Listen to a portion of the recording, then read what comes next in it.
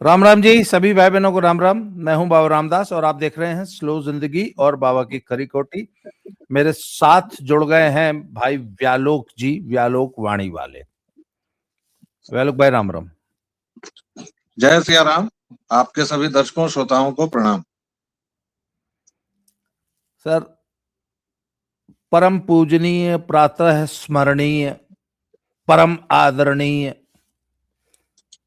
श्री श्री 1008 श्री उमर खालिद और श्री शर्जील इमाम, देवी सरस्वती के महान उपासक, महान स्कॉलर को आपकी जालिम सरकार ने 5 साल से जेल में बंद कर रखा है। बेचारा निर्दोष लड़का है एकदम, न तो कोई चार्जशीट है न कोई मुकदमा है। मासूम लड़का खाली डिबेट की प्रैक्टिस कर रहा था, उसके कॉलेज में डिबेट था, उसका प्रैक्टिस कर रहा था लड़का। आप लोग उठा के बंद कर दिए। इतना निर्दोष, इतना मासूम, इतना क्यूट लड़का है। ऐसा प्रचार कर रहा है पूरा इनका इकोसिस्टम कि अरे कोई मुकदमा नहीं चला अब तक, इतना बार बेल रिजेक्ट कर दिए। सर, मैंने जब पता लगाया तो मुकदमा कौन कहता है मुकदमा नहीं चला? 1500 पेज की चार्जशीट दाखिल हुई है। 53 लोगों की हत्या हुई थी इनके द्वारा आयोजित प्रायोजित प्लान्ड दंगे में। 53 हत्याओं के दोषी हैं। इकोसिस्टम कह रहा है मासूम लड़का है, बहुत बड़ा स्कॉलर है, हिस्ट्री का बहुत बड़ा विद्वान है। अरे बाप रे बाप, ऐसा ऐसा शोध पत्र लिखता है साला कागज फट जाए। इतना मासूम लड़का बिना मुकदमा के बंद कर दिए हैं सब। फैक्ट्स कहते हैं कि बाकायदे मुकदमा चल रहा है। इंडियन जुडिशरी जैसे काम करती है।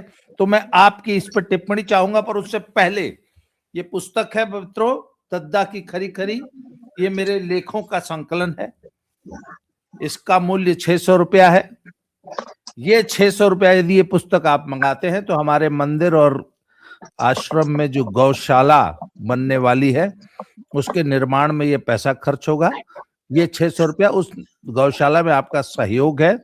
7696409623 पे गूगल पे, फोन पे, पेटीएम इत्यादि करके, और इसी नंबर पे अपना एड्रेस व्हाट्सएप कर दीजिए, फोन नंबर, पिन कोड के साथ आपको पुस्तक पहुंच जाएगी। गौशाला में यदि कोई अन्य सहयोग भी देना है तो ऊपर क्यूआर कोड पे दे सकते हैं। तो सर, बड़ा मासूम है लड़का, क्या कहेंगे सर? सर, मैं 2 लाइन और पढ़ूंगा। आपने ठीक से बड़ाई नहीं की है इस मासूम लड़के की। तो इसके जो बौद्धिक बाप बैठे हुए हैं कतर में और बाकी जगहों पर, उन बौद्धिक बापों ने में से एक ने अल जजीरा में एक आर्टिकल लिख मारा है। इसकी केवल हेडिंग पढ़िए, Delhi riots case, why won't India release Umar Khalid and Sharjeel Imam. शुद्ध हिंदी में, दिल्ली दंगे मामले, भारत क्यों नहीं रिहा कर रहा उमर खालिद और शर्जील इमाम को। इसके साथ दर्शकों जोड़िए जरा 8 लॉ मेकर्स, सीनेटर्स, अमेरिका के, विश्व का सबसे ताकतवर देश, जो किसी चुनी हुई सरकार के राष्ट्रपति उसकी पत्नी को उसके पैलेस से उठवा लेता है, वैसे 8 लॉ मेकर्स ने, including mayor of New York city, वो एक पत्र लिखते हैं, भारत सरकार पर दबाव बनाते हैं। यूएन का प्रतिनिधि भारत सरकार को कहता है कि फ्री एंड फेयर ट्रायल होने दीजिए, अर्थात अभी तक फ्री एंड फेयर ट्रायल नहीं हो रहा है। आगे क्या लिखता है अल जजीरा, वो भी सुन लीजिए। The Delhi riot conspiracy case एक एक शब्द पर ध्यान दीजिएगा दर्शकों। The Delhi riot conspiracy case has become emblematic of the institutional persecution of Muslims under whom? Under the government of prime minister Narendra Modi. अर्थात विशुद्ध हिंदी में इसका तर्जुमा यानी अनुवाद यह है कि प्रधानमंत्री नरेंद्र मोदी के नेतृत्व वाली सरकार भारतीय मुसलमानों का शोषण कर रही है, जिसका सबसे चमकता सितारा दिल्ली दंगे षड्यंत्र मामला है, ये लिखता है। उसके बाद पूरे आर्टिकल में वो स्कॉलर बताता है। इतनी बड़ाई कीजिए सर, आपसे नहीं हो पा रही है। स्कॉलर कहा आपने एक बार भी? पीएचडी क्या होता है? स्कॉलर कहिए। और ये बेचारा गलती से हेडमास्टर का बेटा नहीं है तो क्या आप नहीं कहेंगे कि ये भी भूतपूर्व आतंकी का बेटा है? Student Islamic movement of India, किसी को भी पता करना है जाके गूगल कर लीजिए यार, मैं तो गूगल मानता भी नहीं हूं, उस पर कर लीजिए। ये बैंड ऑर्गेनाइजेशन है। इसका फाउंडर मेंबर कौन था? उमर खालिद का बाप। आप नीम के पेड़ में रोजाना 2.5 किलो घी डालेंगे ना तो भी वो मीठा नहीं हो जाएगा। कोबरे से कोबरा ही पैदा होगा, धामिन से धामिन ही पैदा होगा, जहर से जहर ही मिलेगा। जहर अमृत नहीं पैदा कर देगा। अब चलिए वापस आते हैं इन दोनों नाम पर। आप कुछ उंगली उठा रहे हैं, बोल दीजिए, फिर बोलेंगे। नहीं, आप कंप्लीट करिए, मैं बाद में बोलूंगा। चलिए पहले चलते हैं इन दोनों के मामले की शुरुआत पर। 2016 में हुआ था, अगर मेरी स्मृति ठीक ठाक है तो, जेएनयू कांड, टुकड़े टुकड़े कांड। दंगे तो दिल्ली के हिंदू विरोधी दंगे तो जब हुए बाद में हुए, वहां से शुरू हुआ है 2016 से मामला। उसमें से एक केवल और केवल हमारे तंत्र के नाकारापन की वजह से बच गया है और वो आज राहुल विंची के गले में गले डालकर गलबहियां कर रहा है। मैं उस सो कॉल्ड जेएनयू छात्र संघ पूर्व अध्यक्ष की बात कर रहा हूं, जिसका मैं नाम भी नहीं लेता, जो लड़की छेड़ने के मामले में अक्यूज्ड नहीं है सर, आरोपित नहीं है, दंड भुगत चुका है, 3,000 रुपए का फाइन दिया है उसने। वो आदमी हमारे देश का नेता बन जाता है और हमारा तंत्र बना देता है।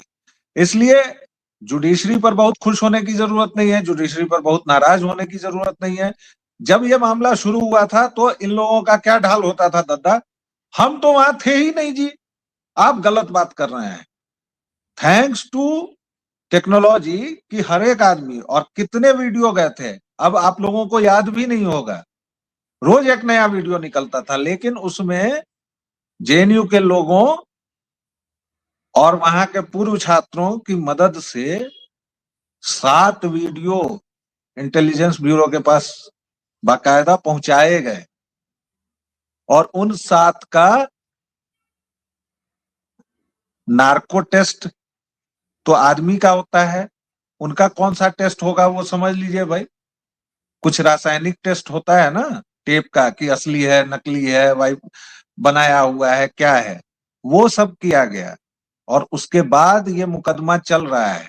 1000 पेज की चार्जशीट है, तो कौन लोग बोल सकते हैं कि मुकदमा चल नहीं रहा है या मुकदमा प्रोसेस में नहीं है। और कोर्ट ने क्या बोला वो देखिए। कोर्ट ने जब इनके बेल रद्द किए, इन 2 जिहादियों के, और 5 जिहादियों को तो कोर्ट ने बेल दे दिया, तो बड़े भाई लोग ये भी पूछ रहे हैं उन 5 को दे दिया, इनको क्यों नहीं दिया?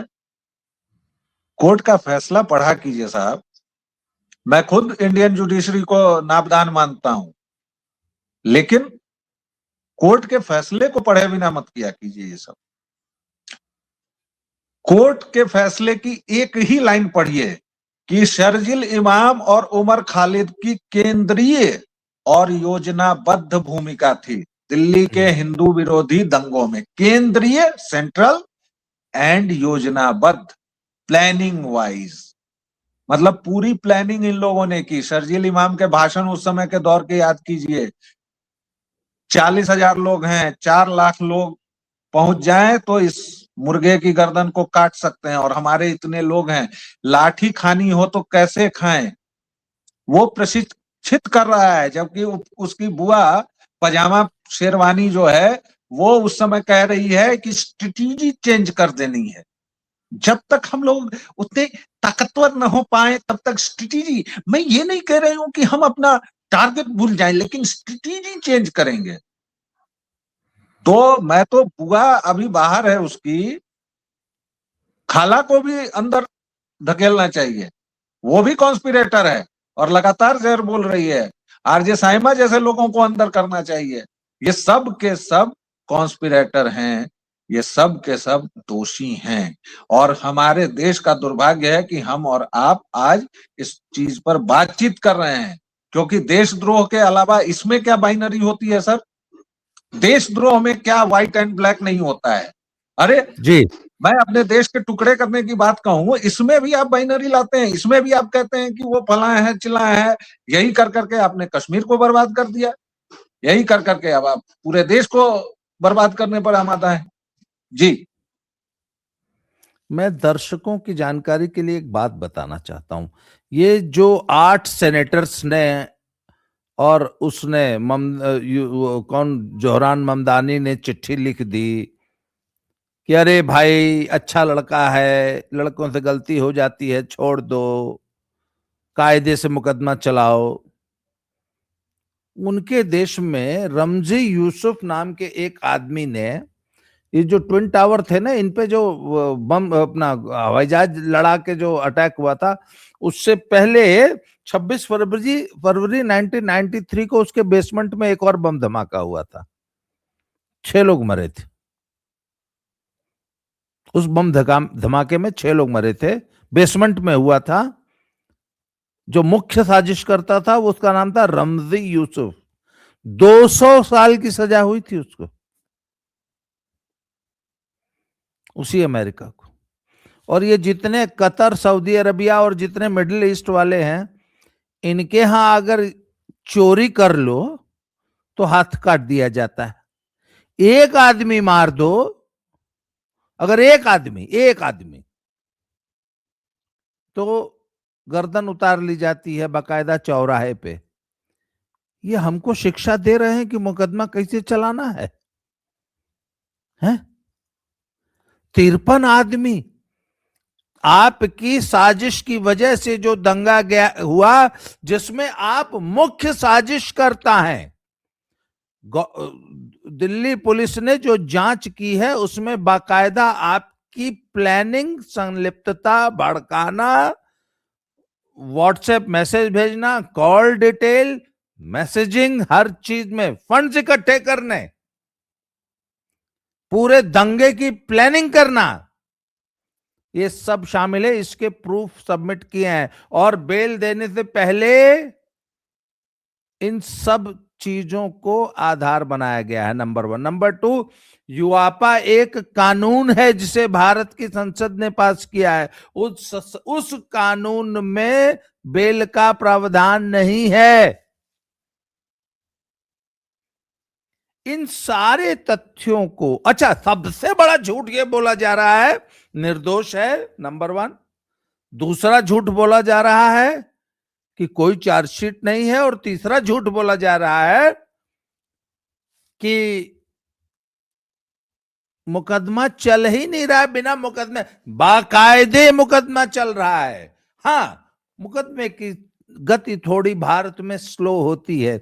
जैसे रामलला कितने साल मस्जिद में पड़े रहे और कितने साल टेंट में पड़े रहे, कोई ये जवाब देगा कि इस मुकदमे का फैसला लेने में माननीय सुप्रीम कोर्ट को 50 साल काहे लग गया भाई, 5 दिन में काहे नहीं दे दिए? तो इंडियन जुडिशरी है ऐसी, ऐसे ही फैसले देती है। तो आखिर एक बात, अच्छा, एक चीज अगर आप इजाजत दें तो एक वीडियो और दिखा दूं जरा, बहुत जरूरी है, ये लीजिए। क्या बात है। एक्सीडेंट ऑफ माय बर्थ जिसको कहते हैं, कि इत्तेफाकन मैं हिंदू घर में पैदा हुई, इत्तेफाकन मैं एक सवर्ण परिवार में पैदा हुई, इत्तेफाकन मैं ऐसे परिवार में पैदा हुई जो खुद पढ़ा लिखा था अंग्रेजी माध्यम में, इत्तेफाकन मैं अंग्रेजी माध्यम में पढ़ी लिखी हूँ और बोल सकती हूँ, और इत्तेफाकन मैं बॉलीवुड में की फिल्मों में काम कर चुकी हूँ। इसलिए शायद जिन लोगों ने उमर को उन्हीं केसेस में और बाकी साथियों को, मिरन को, अतर को और कुछ बाकी लोगों को उन्हीं केसेस में अरेस्ट किया, उन्हें लगा कि शायद ये ज्यादा हो जाएगा। आप एक मुसलमान को आतंकवादी बता सकते हो, लेकिन शायद एक Hindu x naval officer, teacher, professor mother की बेटी को आतंकवादी बताना थोड़ा ज्यादा हो जाएगा, कन्वीनियंट नहीं होगा।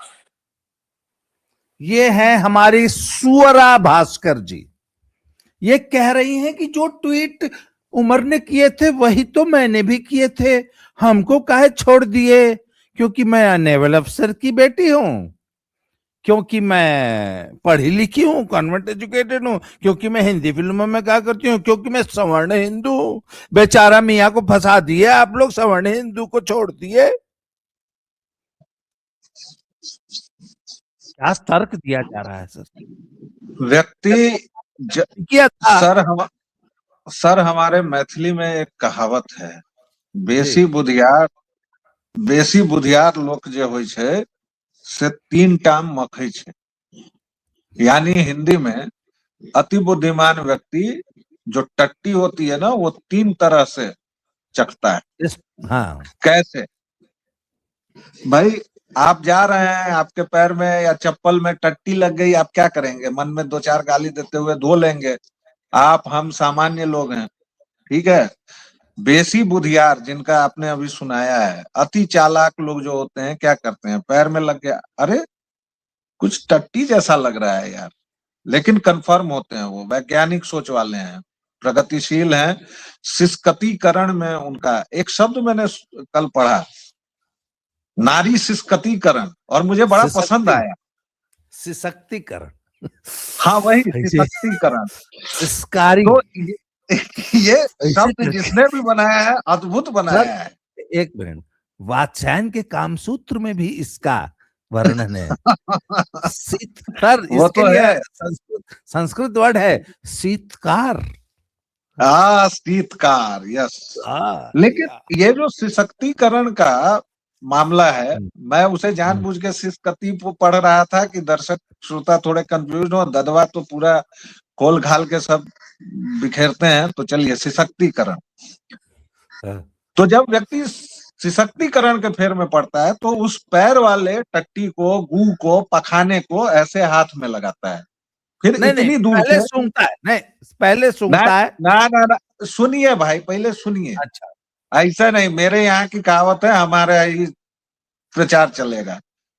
हाथ में पहले लगा के और तब कहता है कि लग तो टट्टी टाइप ही रहा है, फिर वो सूंघता है, तब वो कहता है कि हाँ यार लग तो टट्टी ही रहा है, लग ही है, लेकिन वह वैज्ञानिक क्या, वह जिहादी क्या, वह प्रगतिशील क्या, और वह सशक्तिकरण वाला लश्कर का सिपाही क्या, जो जब तक उसको सिद्ध न कर दे तो वो उसको चख लेता है और तब बताता है कि हाँ गुरु ये तो टट्टी है।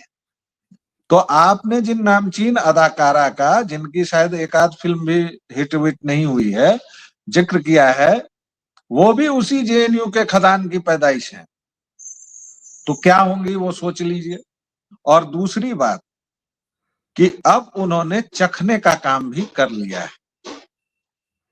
शादी कर ली है ना जिहादी के साथ, तो वो चख चुकी हैं, तो अब उनकी बुद्धिमत्ता का लेवल पूरा पार हो चुका है। अब मैं बस यही फिक्र करता हूं कि किसी दिन वो फ्रिज में, सूटकेस में, इस सब में बरामद ना हो। बाकी वो मेरे दिमाग से, मस्तिष्क से, इस पूरे यूनिवर्स से गायब हो चुकी हैं जिस दिन उन्होंने जानबूझकर अति बुद्धिमानी में 2 बार तो फिर भी यार, नाक तक तो फिर भी ठीक था, लेकिन तुम जाके उसी कुंड में, गू के उसी खदान में कूदना है तो कूदो भैया, तुमको कौन मना करेगा। लेकिन इसका संज्ञान हमारे सुप्रीम कोर्ट को लेना चाहिए कि भैया ये तो सीधे सीधे धमकी दे रही है कि मुझे गिरफ्तार करो। जी। तो आज के सर वीडियो का हमारा जो लक्ष्य है वो पब्लिक में को ये बताना है कि भैया ये झूठ है कि चार्जशीट नहीं हुई है, या वो निर्दोष है, या उस पर मुकदमा नहीं चल रहा है। जी हाँ, बाकायदे मुकदमा चल रहा है। 53 लोगों की हत्या का दोष है, एक आध की नहीं। और इस दंगे में इनके ऊपर आरोप है कि इन्होंने दंगों के लिए चक्का जाम से जैसी योजनाएं तैयार की और लोगों को व्यवस्थित किया, भड़काऊ भाषण दिए, भीड़ को हिंसा के लिए उकसाया, गुप्त बैठकें की और प्रचार के जरिए हिंसा को बढ़ावा दिया। स्थानीय लोगों को हथियार, पत्थर, एसिड, अपनी छतों पर ईंटा अद्धा और बड़ी बड़ी गुलेलें बनाने का प्रशिक्षण दिया। हर घर के ऊपर हजारों ईंट, पत्थर और गुलेलें लगाई गई थी। पेट्रोल बम बनाने का प्रशिक्षण दिया गया और इस पूरे दंगे के ये मुख्य साजिशकर्ता थे। इस दंगे में 53 लोग मारे गए। ऐसे लोगों की जमानत के लिए ये इकोसिस्टम छाती पीट के मुहर्रम मना रहा है। कंक्लूडिंग रिमार्क आपका। कंक्लूडिंग रिमार्क ये है सर कि इन 5 को जिनको जमानत दी गई उनको भी नहीं देनी चाहिए थी। जल्द से जल्द इस मुकदमे का अंतिम फैसला करके इन लोगों को फांसी पर चढ़ाइए। इनके साथ जो लोग हैं उनको जेल की सलाखों के भीतर ठोकिए। यही कंक्लूडिंग रिमार्क्स है। सबसे पहले इस देश की स्वरा भास्कर, आरजे साइमा, पजामा शेरवानी और रवीश कुमार, अजीत अंजुम जैसे 2 मुँहे सांपों का फण कुचलना चाहिए, उसके बाद ही कोई काम होगा। सबसे पहली बात यह है कि कोई भी अंड बंड जो मन में आता है भारत के खिलाफ, भारत की सरकार छोड़िए सर, अब तो भारत के खिलाफ जिसको जो मन में आ रहा है बोल रहा है, आप कहीं पर इसकी सीमा तय करेंगे कि नहीं, आप कहीं इस पर रोक लगाएंगे कि नहीं, ये एक बड़ा सवाल है। बाकी मियाँ जी लोग जो हैं, जिहाद का उनका मकसद है, उनका नारा है, उनका काम है, वो जिहाद करते रहेंगे, हमेशा करेंगे और हम लोग केवल प्रतिक्रिया देंगे या कुछ क्रिया करेंगे, इस पर सोचने का वक्त आ गया है। जी। जय श्री राम, हर हर महादेव। जय सिया राम।